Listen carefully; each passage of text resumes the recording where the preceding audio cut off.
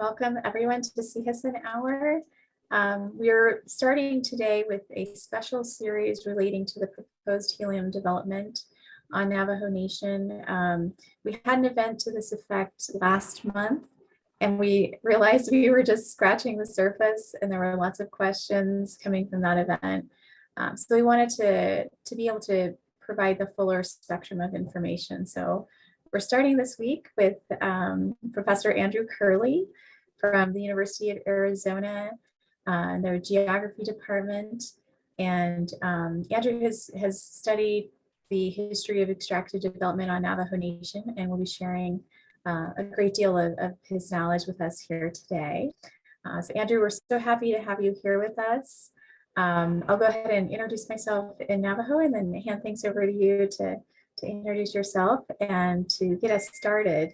And Andrew has a wonderful set of slides that he's going to share with us as well. So it should be a really great experience. So She'e Apple Branchian Chef, Bean Puchwatni Mishle, Nakai Bashin, Sinajini Dashache, Don Nakai Dashanoa, and say Zizi Dinasha.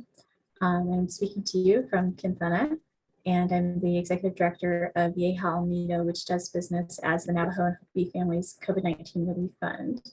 And I will pass things over to Professor Curley. Thank you. Thank you, everyone. And as Ethel was saying, I'm Andrew Curley. I'm an assistant professor at the School of Geography and Environment, University of Arizona. Bilagana Nishle, Hanagani Basachin, Bilagana Dashiki Ane Dashinale. Those are my clans. I'm a member of the Navajo Nation. Also, let me see. My computer is acting a little slow today. So it takes me a second to get the PowerPoint slides. I'm sure you can all see that, right? I'm trying to hide the whole, the viewing thing. But today we're going to talk about the history of extraction on the Navajo Nation, and there's a long history to that. So let's see, I want to page display. I want to hide the toolbar basically, so you don't have to see all those things on the side. Okay, there you go. All right, this was a photograph taken a couple of years ago, 2017, of the now demolished Navajo Generation. And it, shows the Navajo Nation in the background and, all of this industrial machinery. The foreground, this was coming out of the Arizona Republic. This was available there. And basically it was showing, how invested and how involved we were in energy production and extraction over the course of 50 plus years. And that's what this photograph in the story was referring to. It was about, as many of you are probably aware, the closure of the Kayenta mine, the closure of the Navajo trading station, and its eventual demolishment, and what that meant for the Navajo Nation. What kinds of impacts would it have? We can think about social, political, environmental impacts involved, and there was a lot of debate up to the closure. More than 50, more than 10 years worth of.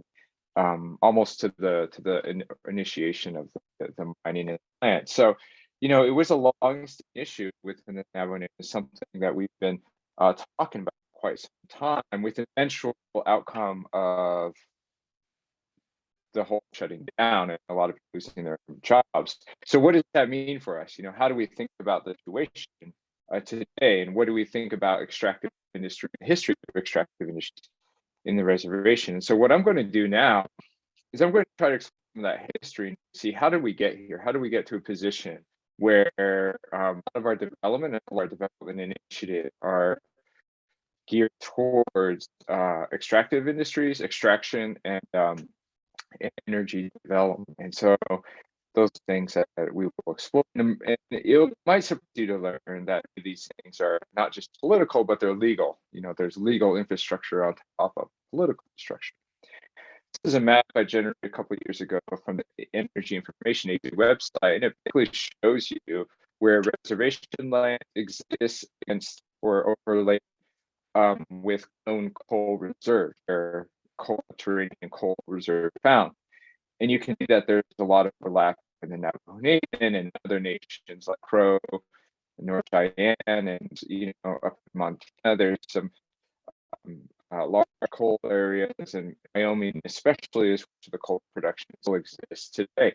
So part of the reason why we've had NGS and the Kayenta mine and Black mine is because we had coal within the reservation. It was physically located in these areas, and that's part of the reason for what we're involved in these industries is a geopolitical accident in some, or a geological accident in some. So that's what the gray sheen represents, and then the black angles are power plants. So you see where power plants are located against where the coal are. Typically, with coal mine, the power plant not located too far from the actual fields, because it's easier to put energy than it is to push coal across space. Now, what we have here is a similar of oil and gas reserves, and so you see where there's an oil field and gas fields, and part of what we'll eventually be talking about in the next couple of weeks is in the San Juan Basin, where there's a lot of gas and oil, and this is exactly where this proposed helium extraction is set to take place. And so it's on site, it's on a place where there's been a lot of extractive development for almost 100 years at this point. So this is a place of extractive history, extractive contestation over the years, and it's on the eastern and northern part of our reservation. So that's, if you can see the map clearly, that's where the cursor is. That's where these oil and gas shafts are located. And then this is another image that I think is important to into consideration, and this is the infrastructure. How do we move some of these gas and oil reserves, or it's kind of a funny word to use, but how do we use oil and gas as a physical substance, from where it's located and extracted to where it's eventually sold and into a commodity?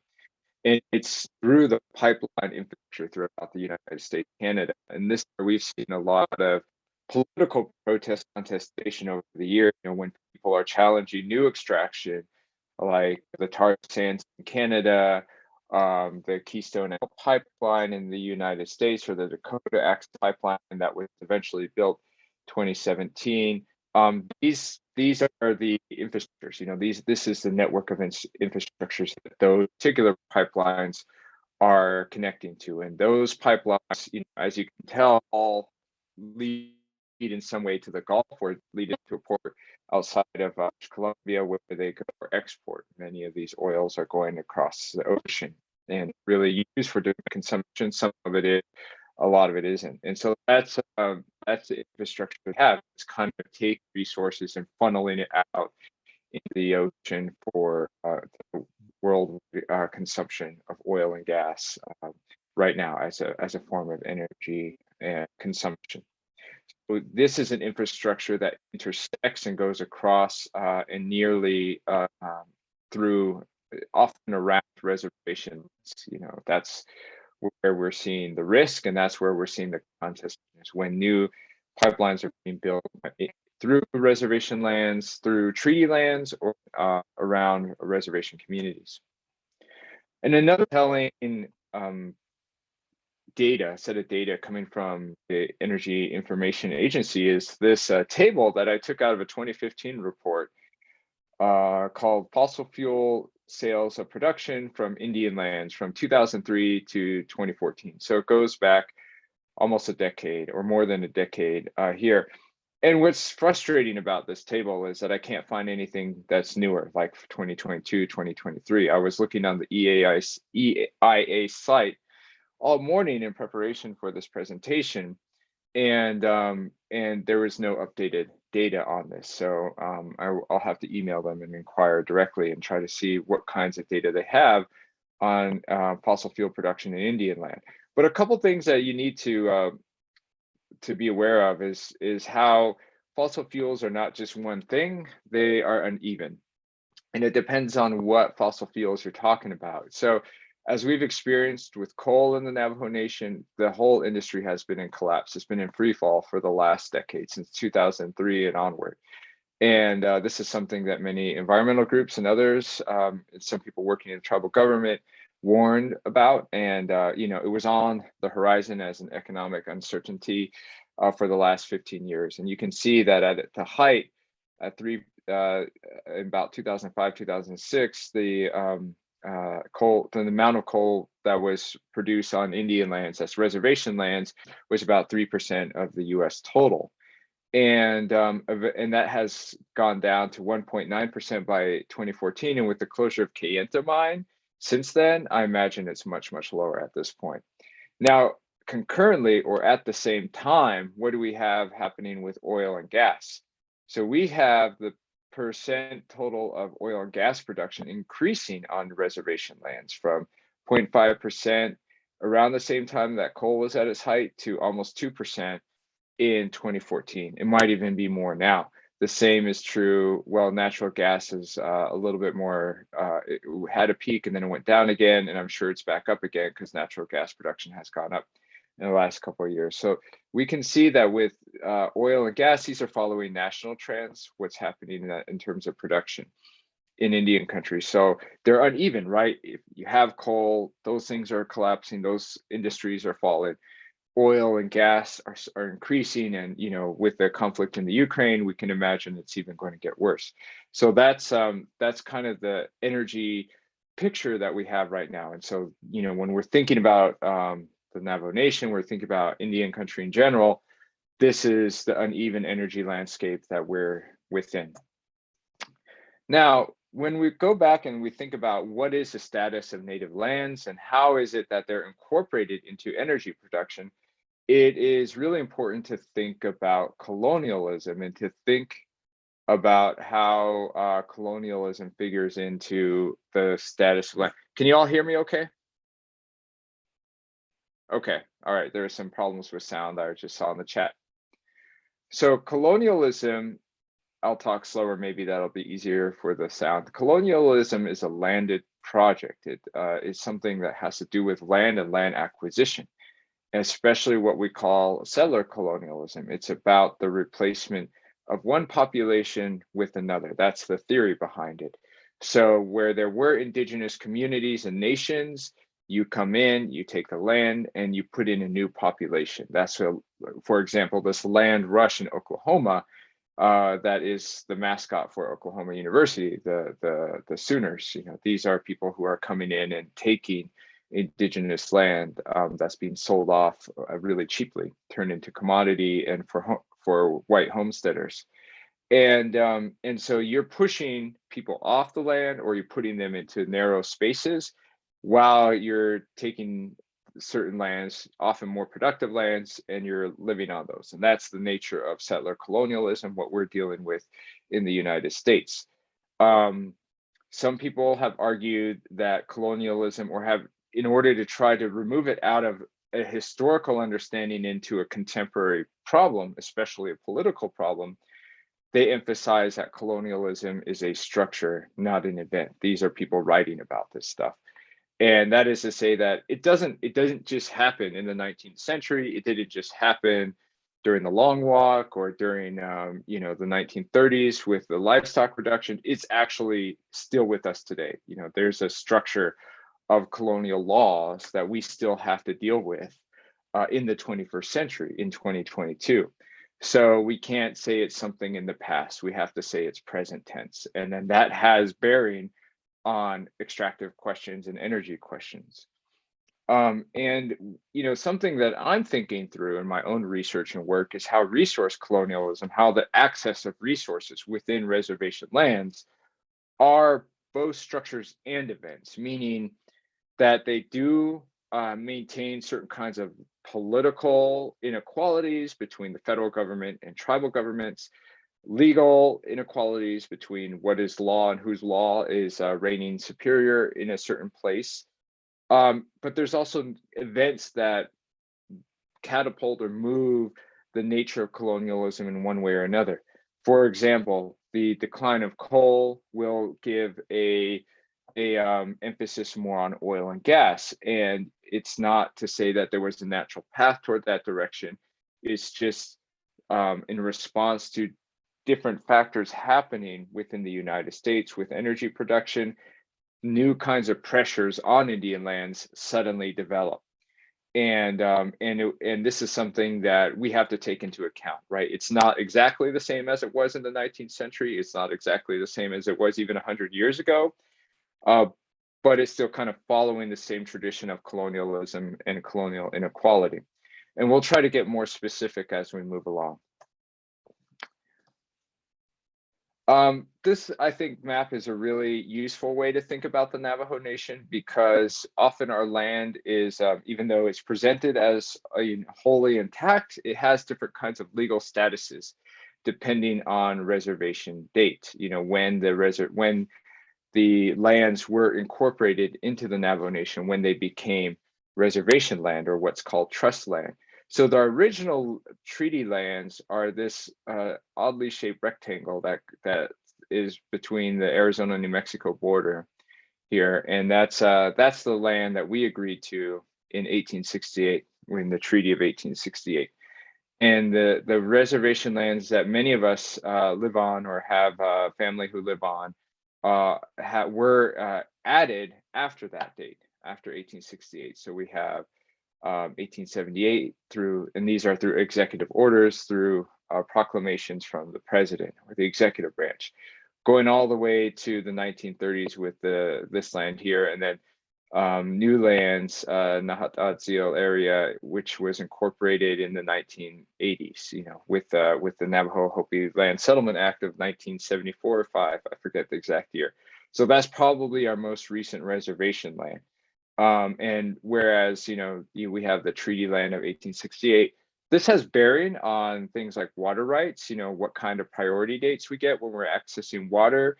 And it also has bearing on certain kinds of statuses of land, whether or not you have, arguably, whether or not you have subterranean resource rights or not. And some of these questions have not been resolved, and some of them are things that we're assuming, you know, we have rights to, and may or may not be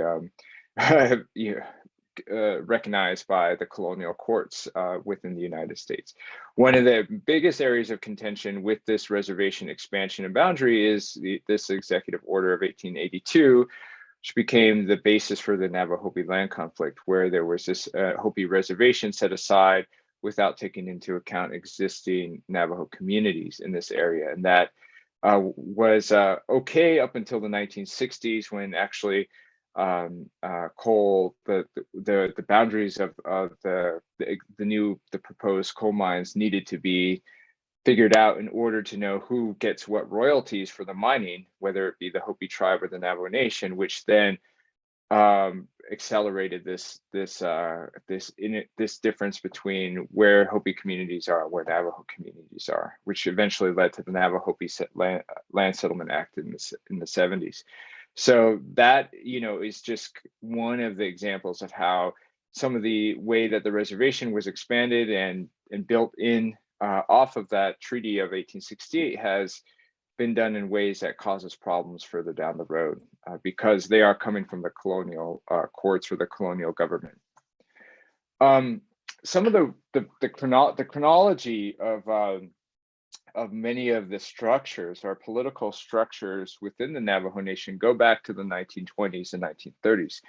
And these become the basis for extractive industries within the Navajo Nation. Is my sound still okay? Good, okay. A date you might often encounter when you're looking at the history of the Navajo Nation government is 1923. And 1923 was when at that time, the Office of Indian Affairs, what would become the Bureau of Indian Affairs within the Department of Interior, tried to establish, especially in the Northern Agency in Shiprock area, a business council of selected business-minded Dene leaders who could agree to lease reservation land to outside companies like Standard Oil at the time. Where, you know, all of this oil was known to exist, they wanted to have a political institution, a mechanism to sign land leases. Now, why did they need this? Because in 1868, when we signed the treaty, I wasn't there, but when our ancestors signed the treaty in 1868, um, the political mechanism that was described in the treaty was 3/4 adult male population. So any kind of development that needed to be done on treaty land required a referendum vote of 3/4 of the adult male population. Now that not only was ushering in kind of a patriarchal understanding of leadership within the Navajo Nation, which was descended from colonial understandings, colonial, like the army basically saying, oh, we want to enfranchise men and disenfranchise women, which is what they did in the treaty.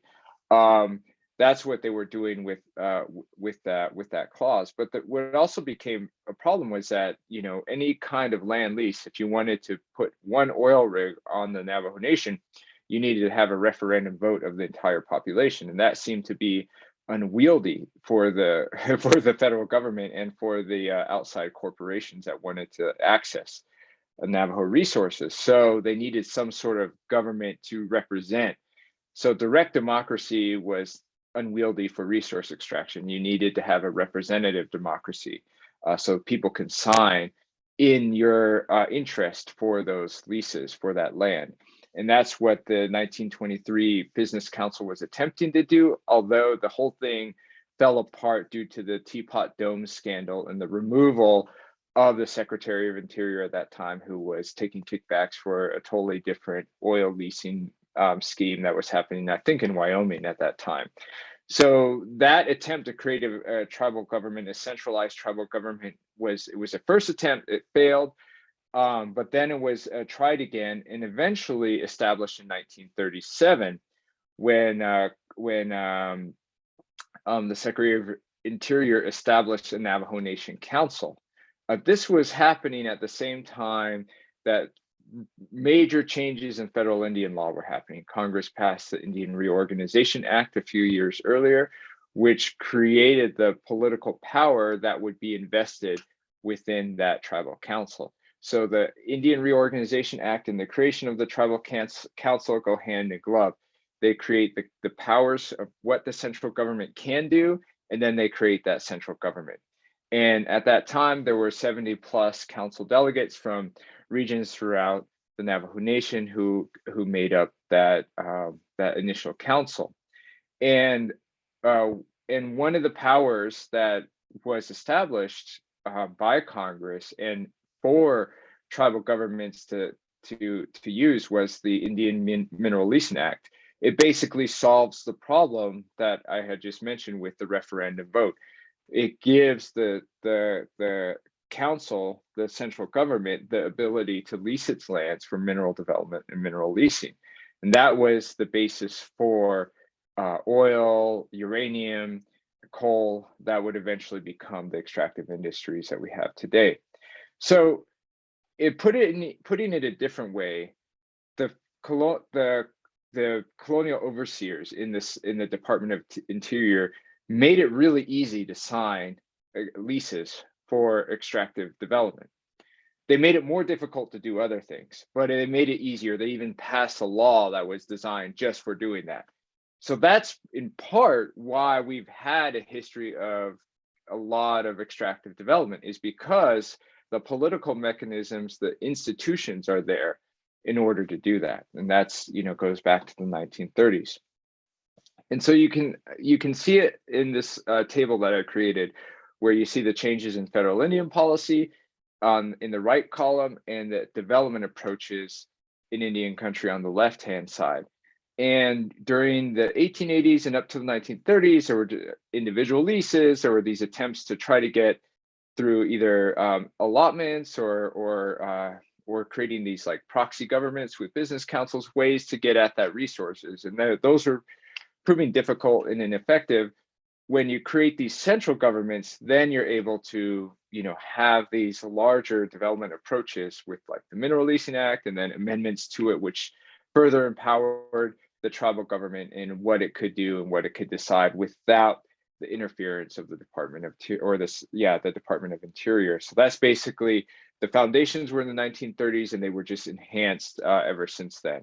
That's the 1975 Indian Self-Determination Act, the government relations that we often hear about, and amendments to the Indian Mineral Leasing Act that eventually became Indian Energy Development and Self-Determination Act. See, now they're combining sovereignty and development with energy projects. So all of those are kind of coming from the same source. A useful way to look at this, a useful way to look at the impacts is coming from this map that I'm really jealous of, because it's a really good map. It's coming from my friend's book, Dana Powell, Landscapes of Power. I'll show the citation at the end of the presentation, but it's basically showing you the Navajo Nation and where histories of extraction have happened. You have in the dots around, like here, the Utah Navajo border, are uranium mines. You know, this is where uranium mining happened. The Navajo generating station that started this presentation is featured here. The two mines that I had to refer to, Black Mesa Mine, well, I didn't talk about Black Mesa Mine, but Black Mesa Mine and Kayenta Mine are seen here. And so this was how for the Kayenta Mine, they were moving coal through on a rail between the mine and the power plant. And then we have the two power plants outside of Shiprock, and then the other abandoned uranium mines throughout near the Chusca Mountains. So you can see how it's all kind of mapped out across the reservation. And those are layers of extractive history, but this spatially they're there, right? They're kind of injuries to the land that continue to exist today, despite the different dates at which they were the projects were initiated. So if you look at it spatially, this is how you're seeing all of the extractive projects. If you look at it chronologically, you're seeing one kind of project, and then another kind of project, and then another kind of project. So they're cumulative is the word to look at, or adding up to a larger set of injuries across the land over time. Now, going back, so I wanted to kind of pursue each of these extractive industries with as quickly as I can, and think about what their impacts have been more in detail. This is a photo coming from the Navajo Nation Oil and Gas Company, right? We still have a lot of oil and gas leases throughout the reservation. It's actually a really nice photo, but you know, it shows the nature of that extractive process here. Oil rig, you know, often in moving up and down and gathering oil, and that then becomes something that is sold through the whatever each of those rigs, or depending on which company you're dealing with, will have a unique kind of lease associated with it, like royalty rates. There's no jobs there like you have with coal, right? You're not having a lot of workers needing to maintain that. It's just they're generating revenues. These are the this is a report I found that was just made last year, where it shows all of the unknown oil and gas leases that are in production. And it's kind of hard to see, but it's the green here, right? Like, so you have it in the Utah area, you have a lot of green. This is where the oil wells are. And then this is the San Juan Basin, and where a lot of the fracking and natural gas stuff is located. And then all of these kind of like specks of gray are abandoned wells, abandoned oil sites. And so you can see that this is even more kind of damage left on the landscape. That's in more detail than the map of that from Dana Powell's book that we showed earlier. So this is kind of the nature of oil leases as they exist today in the Navajo Nation. Now, going into uranium, uranium was a boom and bust industry. And that's something that we can see happening with which eventually became the history of coal, and it eventually became and it just is the nature of a lot of extractive projects, is this idea of boom and bust. So after World War II, sorry if I'm going back and forth in time, I can try to clarify that during questions, but after World War II, there was this desire to get more uranium for post-war military development. 1946, President Truman created the Atomic Energy Act, which used the word development. I mean, not that, but he started to use the word development for the first time, and that's now a common vocabulary term we use, but that was something that was being talked about in the late 40s. And one of the first sites for that was a Grants Uranium Belt, which is now near Grants, New Mexico, on the eastern end of the Navajo Nation. That's where a lot of the uranium interest was. And although that's not exclusively where it was, right? We have uranium mines as far west as Tuba City. So, so the federal government, when they were trying to create a cachet or get more uranium, they tried to incentivize the development of uranium in the Southwest by maintaining minimum prices. So they created the markets for this uranium, which then allowed all these companies to come in and sign contracts with the Navajo Nation and open mines and extract the uranium ore while paying for revenues and hiring local labor for jobs, right? You know, that was kind of the nature of the development at that point. And it's become, you know, a repeated pattern as we see with extractive industries. What we find though is that especially with uranium is that there is a lot of immediate health impacts. We start to see downwind effects as early as the 1960s from nuclear testing in Nevada. And in 1966, in 19, which one is it right here? 1966, a congressional committee in the federal government, you know, a congressional committee found out that in their own reporting, in their own research, that out of 3,200 uranium workers in the Southwest, 60 had already died of lung cancer. So the risks and the threat of uranium was known as early as 1966 for Congress. Yet, you know, we didn't come to know about it until the late 70s and early 80s when we started to see a lot of people dying of uranium exposure, especially among the workers who worked in these mines and then were developing lung cancers later on. So, you know, you can read the statistics yourself, and I can share this with you later.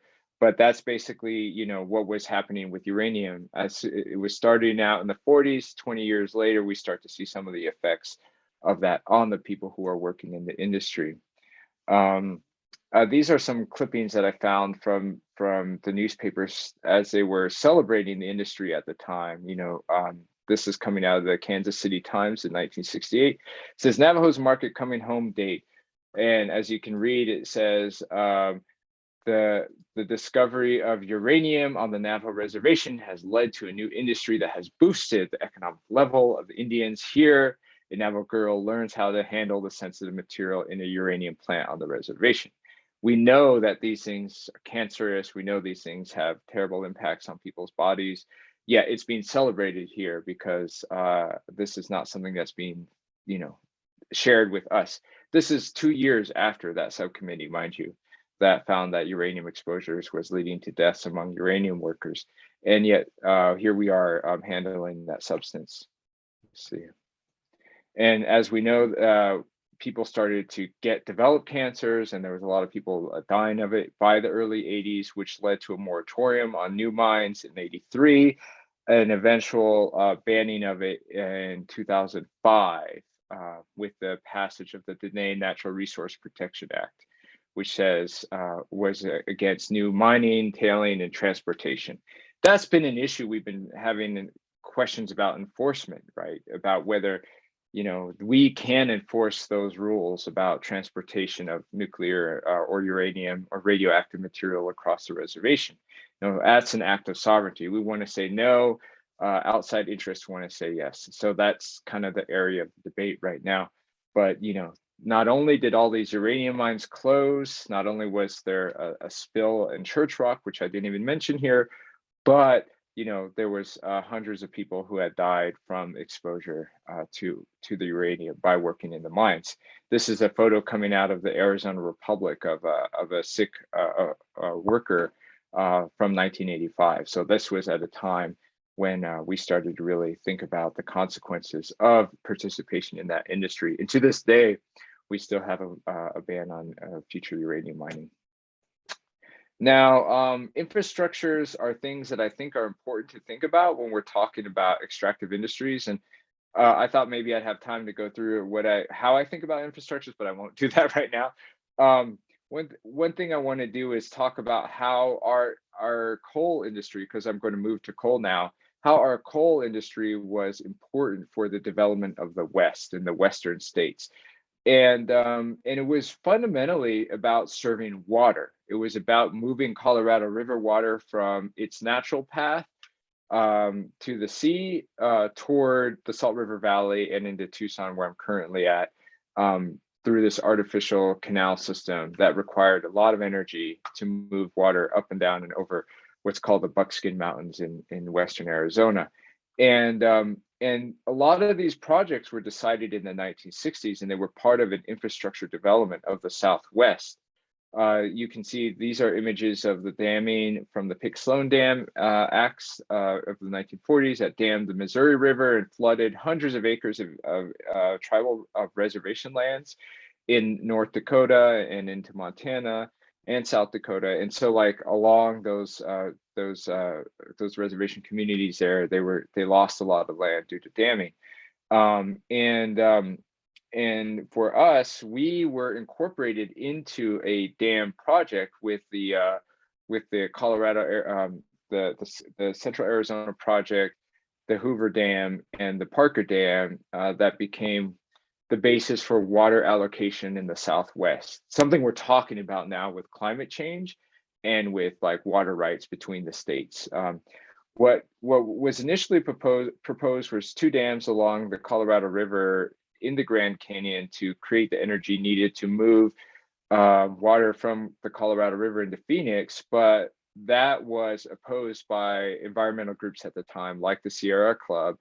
And the compromise for the officials at the time, especially Stuart Udall, who was Secretary of Interior, who wanted to create new kinds of development in the Navajo Nation, was to put a power plant along the river to use Navajo coal to move that water toward Phoenix, and that's what Kayenta Mine became, and that's the origin of the Navajo Generating Station. And this is a picture that I took from the archives, Stuart Udall's archives here at the University of Arizona, when they were deciding this. This was about 1965, and when they abandoned the dam projects and they moved towards the thermal power plant, and this was its location, which would become the eventual location of the Navajo Generating Station.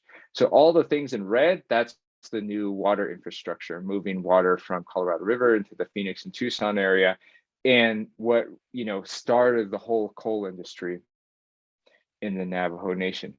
One important thing that I think that we should consider is that 34,000 acre-feet was set aside for the Navajo Generating Station for its operations, but some people contended in 1969, reporting in the Washington Post, that was actually used to satisfy upper basin waters users, to kind of put water aside so that Arizona wouldn't use up all the water in the Colorado River. They were thinking that Arizona's new power water project would take up all the water from Colorado users, and so they wanted to put Navajo water aside in order to make the Colorado users feel safe that was extra water they can draw upon in the event that Arizona went over its allocation.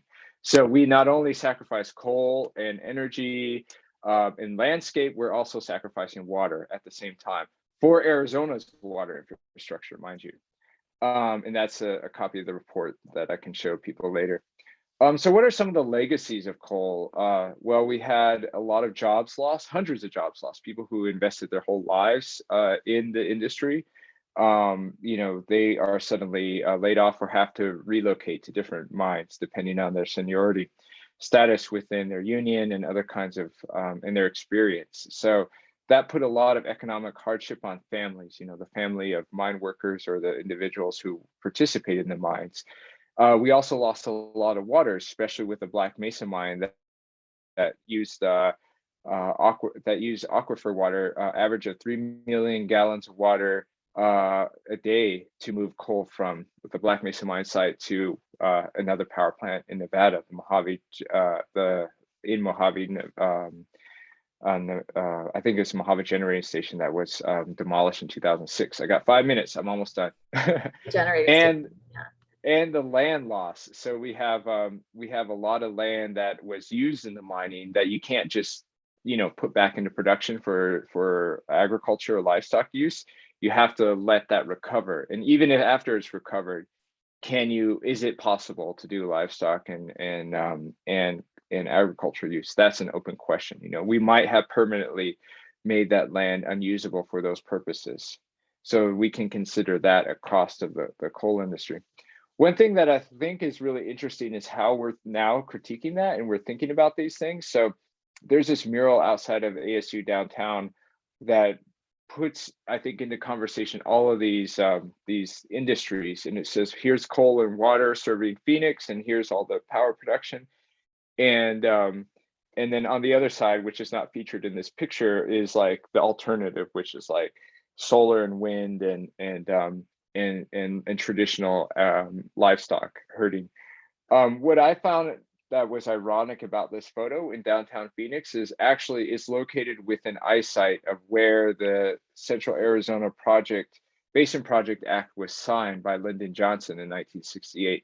So that's pictures in the right-hand corner in the the lobby of the Westward Ho Hotel, where you see in the background here, and that's Johnson and then Senator Carl Hayden, and they're establishing the Central Arizona Project, right? They're establishing that water project, they're establishing the coal-fired power plant and the coal mine here, and then now today this mural kind of stands as a contestation against it, as a critique of that whole process. So it's really interesting to think about.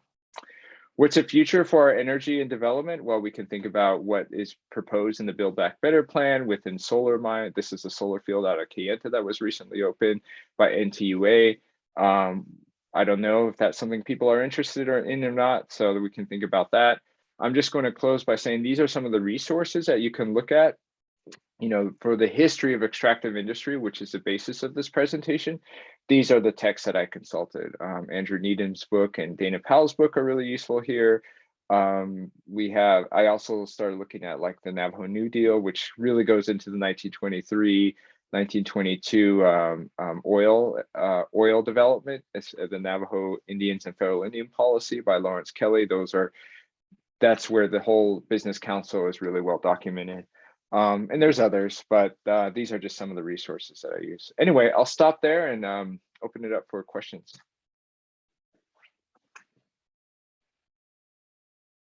Great. Well, thanks so much, Andrew. That's so much information, and those are some really great resources, great maps, and wonderful photographs as well. So thank you so much for putting together that presentation and sharing that with our viewers. And I'm going to check with our team to see if we have any questions from the viewers. I mean, one thing that what inspired our work in part at the Relief Fund was just knowing that Navajo Nation has been a national sacrifice area for the United States government for almost a century. And we're basically, you know, 1 year away from the anniversary of that original business committee, which formed the basis of our council. And so we're kind of at an interesting moment in time, I think. You know, the fact that we have been this national sacrifice area for a century for any type of extraction that can be done on our lands has left behind a lot of contamination and has poisoned our people and left a legacy of disproportionate health outcomes, adverse health outcomes like, you know, cancer that can be traced back to the uranium development, you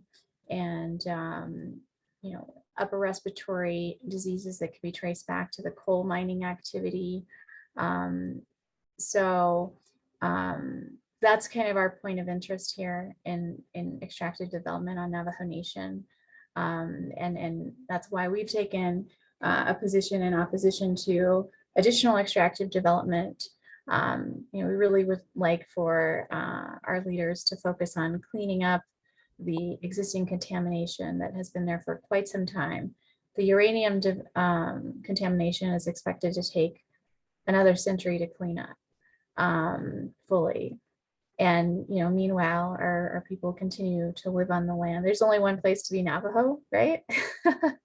So our people can't just pick up and move and still maintain the strong cultural connections, the spiritual connections we have to the land. And of course, our sovereign territory can't just pick up and relocate as well. So anyway, let's see if we have any. Let me see. I think I saw some questions here. someone has a question about the role that Klepsies and cooperatives might play in addressing the impact of the extractive industry. So if for folks who may not know, Klepsies are chapter land use planning committees. I don't know if this is something you've thought about, Andrew. It's a good question. I mean, the role of cooperatives in a general sense are kind of different approaches to development from large scale industrialization. And there are examples and there are histories of cooperatives, weavers associations, sheep herding associations, wool associations that have come and gone across the Navajo Nation. I haven't done a lot of research in this area. I just encounter it, in reading some of the history. And then the Klepsies and the land use planning, that also is, these are kind of parallel with each other, this history of cooperatives. And in fact, the whole basis of chapter houses, this goes back to around the same time, in fact, a year earlier, before the Business Council was set up, where these ideas of cooperatives, agricultural cooperatives, and that was the basis of the chapter house. And that was, I think the first chapter house was, and Ethel might correct me if I'm wrong, Yep. but Loop, right? Helps establish that, yeah. So it was in Loop in 1922, and the whole idea is to centralize kind of machinery you need for agriculture. It's a development approach that we see across the world. There are cooperatives for like coffee growers, for cacao growers. So in the 1920s, they were thinking about that for Navajo livestock owners, and they were saying, okay, instead of everybody having to buy all of the machinery and things that you need in order to do this on a larger scale, we can have people kind of collectivize their resources, and then they can share some of these things that you might need. And then that became the basis of chapter houses, which then had a whole political institution parallel to the tribal government, sometimes in opposition or not in exact agreement with what's going on in the central government. So we had this new kind of government, more located throughout the different communities in the Navajo Nation, originally set up like cooperatives, but then became their own kind of place for politics. You can still use them like cooperatives in some cases. You go to the chapter house for certain things. If you want to have an event, if you need space for something, if you want to check out a backhoe or something like that, there's still some of that cooperative like function within the chapter house, but now it's funneled under the Division of Community Development within the Navajo Nation. So the Navajo Nation has incorporated the chapter houses within its own government. That's kind of moving away from the cooperative question, but but I think it's interesting historically to think about how that's happened. So it could be a basis of that. And one thing I didn't mention, like a basis for an alternative economic approach. And one thing I didn't mention was the Local Governance Act. I think it was in 1997 or 98 when that was passed. And that's Title 26, right? Everybody always refers to that. Title 26 and what kinds of powers are within that, and how can maybe chapter governments or people of the community and chapter level like set their own kind of planning, set their own zoning within their community. That has been around for more than 20 years at this point, or is it about 20 years? More than 15 years at least, with mixed results. So I think a lot of people are finding, the chapter houses are sometimes ineffective at getting back to you on things. And in more recent years, they've been thinking about centralizing these things, centralizing some of the functions of chapter houses and to these community centers. And so that's been an ongoing debate that we've had in terms of how to restructure the tribal government. But those chapter houses were originally designed as cooperatives for livestock and agriculture. And if that ever becomes a serious industry again, you can start to utilize those institutions in that way, I think. Yeah, I mean, the Local Governance Act allows for the certified chapters to take over the leasing authority from the Navajo Nation, right? So Yeah.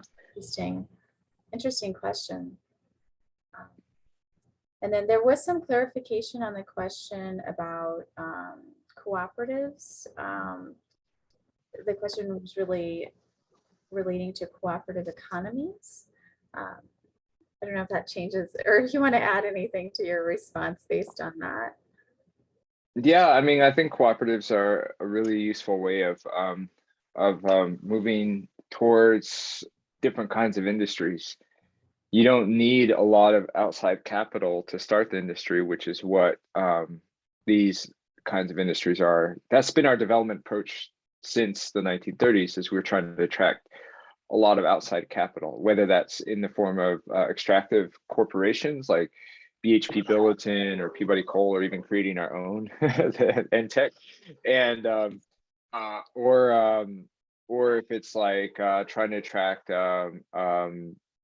like we had a history of defense contracting, General Dynamics, which became Raytheon, trying to get outside, or Fairchild plant in Shiprock, trying to get all these outside companies to come in and invest in the Navajo Nation. Those are like, attracting outside capital, putting up a big industry, creating jobs for hundreds of workers. Whereas the cooperatives, you can utilize what's already there and start to scale that up, and not have to rely on outside institutions and outside capital, but you can utilize the resources you have already, collectivize it. So I think it provides a useful alternative, in fact. And if we wanted to do something like with beef, I think there is a cooperative around beef that already exists in new lands, and cattle, like, okay, each of you have your heads of cattle, but we sell it, at a larger scale to bigger buyers, and then we divide, those sales to us. It does happen, it is a model that can work.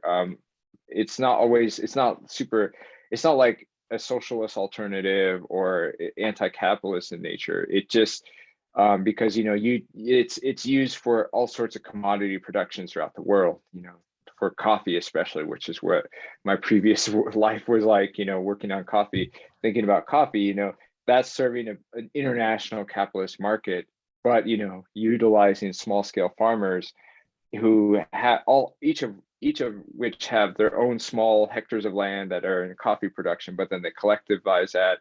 They have a central warehouse that they jointly own, which then they can use to sell to big buyers like Starbucks or someone else. And then they bring in the money, and the resources go back to the individual sellers, but depending on how much coffee they brought, and also to the infrastructures that they need, like the warehouse, and to pay the employees for that and that sort of thing.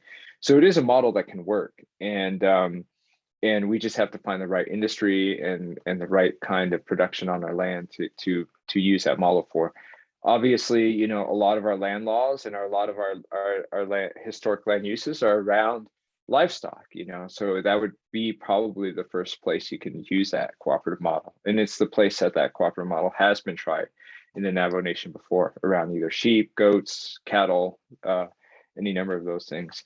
I would like to see it done with agriculture, honestly, like traditional agriculture. What would that look like in a cooperative model? So yeah, I think that's a really interesting question. We have another question that is, well, they say, thank you, Dr. Curley. I wonder if you could share your feelings on the remediation projects as important organizing and relationality exercises where Pueblo, Hopi, and Dene people can share their connection to the land.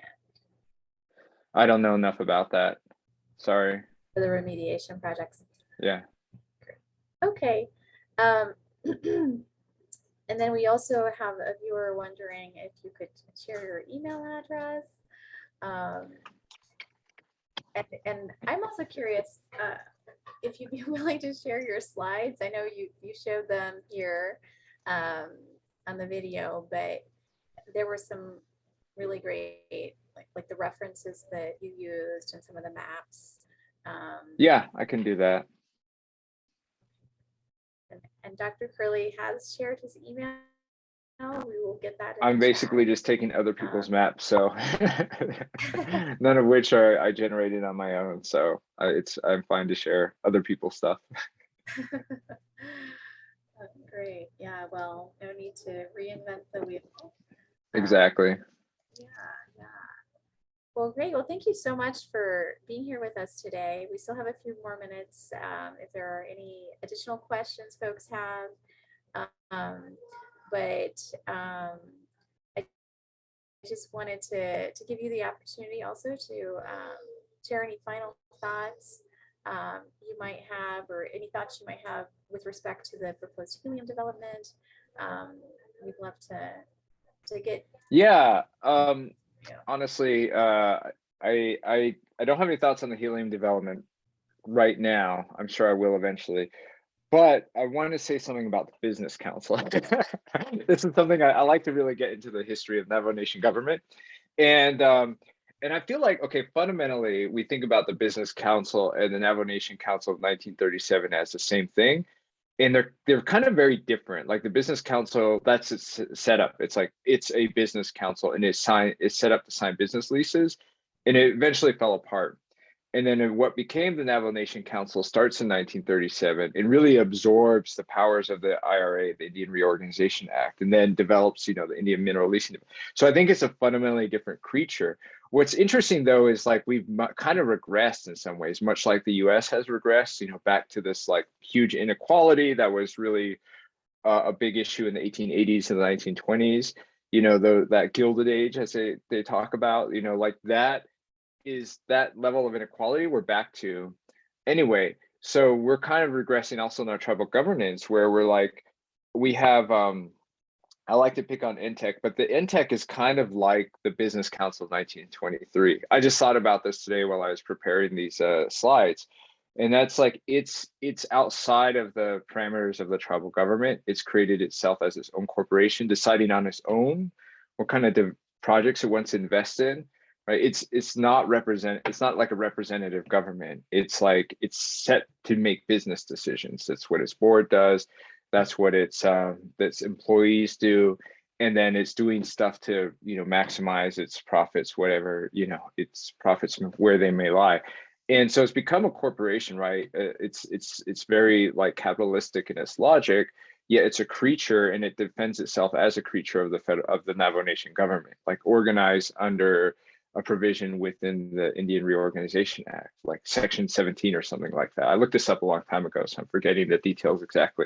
But that is allowing itself to be like under the protection of sovereign immunity within the Navajo Nation, or at least in theory. I don't know if it's ever been tested, but in theory that it's got the sovereign immunity of the Navajo Nation while acting like a corporation, which looks a lot more like a business council of 1923 than it does the tribal council of 1937. So in some ways, we've kind of moved backwards in this area. That's just my final thought for anybody who wants to talk about history of Navajo Nation government. Very interesting. Well, I think we should have that conversation. Maybe later in the spring around Treaty Day. Navajo Sovereignty Day. I think it'd be great to talk about that history and reflect on, like what did our traditional governance look like, and how did we end up with the business committee, and the tribal council? What has that evolution been over time? I think that'd be a really interesting series of conversations. And we definitely would want to have you join and be part of that. I know you've studied that extensively.